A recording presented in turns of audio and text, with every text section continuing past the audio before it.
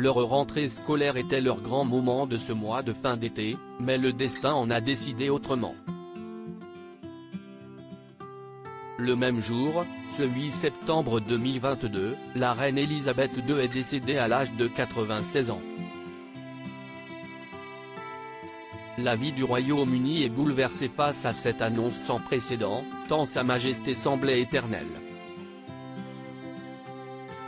Les projecteurs sont depuis plus que jamais braqués sur la famille royale, sa dignité lors des différents événements organisés dans le cadre de ses funérailles, mais aussi les tensions, notamment entre le prince Harry et sa femme Meghan, qui ont quitté il y a 2 ans leur fonction royale. Avec l'avènement de Charles comme roi, William, fils aîné, est lui devenu le prince héritier. Les 3 enfants qu'il a eus avec Kate, princesse de Galles, sont donc propulsés sur le devant de la scène.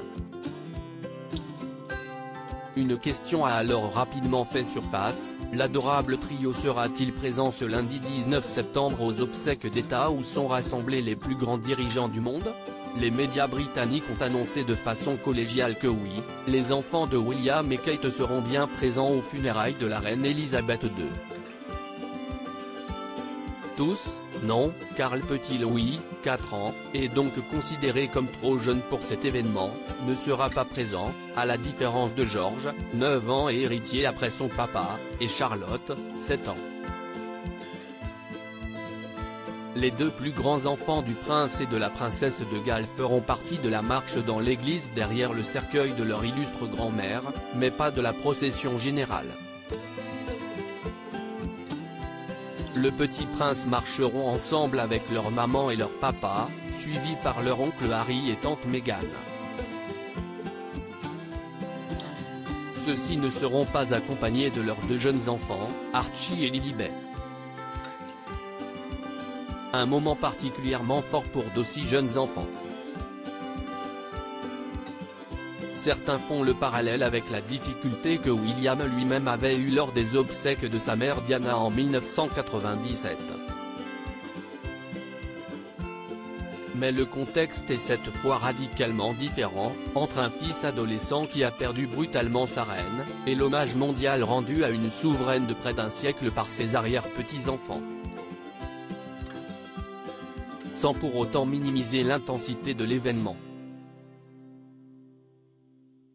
Le roi Charles III et la reine consort Camilla se trouveront juste derrière le cercueil, suivis par la princesse Anne et le vice-amiral Sir Tim Lawrence, puis le duc de York Andrew, le comte Edward et la comtesse de Wessex Sophie et enfin Kate et William.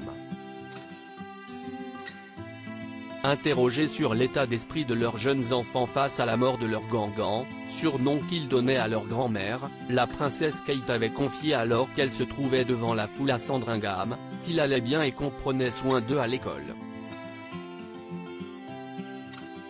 L'aîné est toutefois le seul à mesurer, autant que possible, la gravité de la nouvelle. Fraîchement installés dans l'Adelaide Cottage près de Windsor, ils ont démarré leur année scolaire dans un nouvel et prestigieux établissement, l'Ambrook School.